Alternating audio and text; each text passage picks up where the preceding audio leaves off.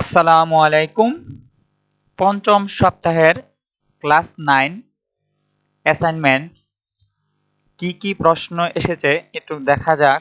Class 9 এর English যে প্রশ্নটি তোমাদের এসেছে, যে গ্রামার বইয়ের চেঞ্জিং সেন্টেন্স দ্য পেসিভ নিতে হবে।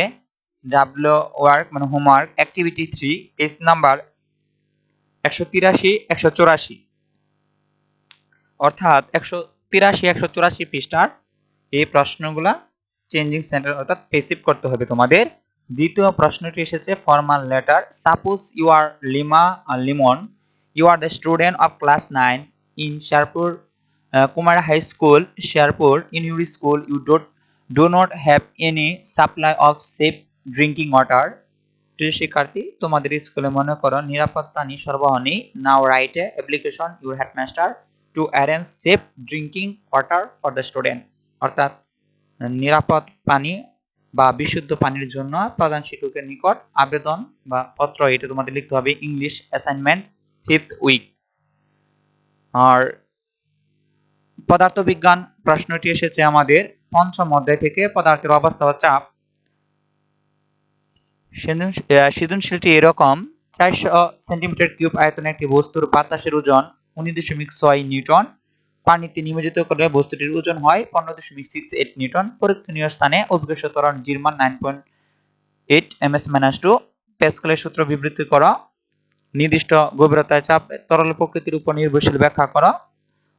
উদ্দীপকে বস্তুটির ঘনত্ব নির্ণয় করো। উদ্দীপকের তত্ত্বটি আর্কিমিডিস নীতি সমর্থন করে কিনা এটি ব্যাখ্যা করতে হবে আমাদের।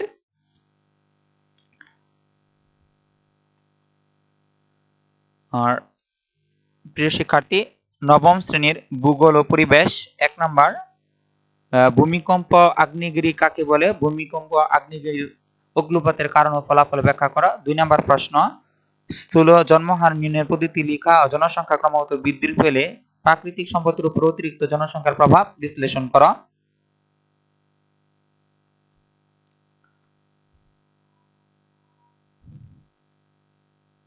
প্রিয় শিক্ষার্থী, নবম শ্রেণীর বাংলা পল্লী সাহিত্যের 5টি উপাদানের নাম লিখো। 5টি উপাদানের নাম উল্লেখ করো। তোমার পছন্দের যে কোনো 2টি উপাদান সম্পর্কে 10টি বাক্য লিখো। অ্যাসাইনমেন্টের সফট কপি অর্থাৎ গুগল ড্রাইভের লিংক পেতে কমেন্ট করো এবং প্রত্যেকটা প্রশ্নের উত্তর দেওয়া হবে।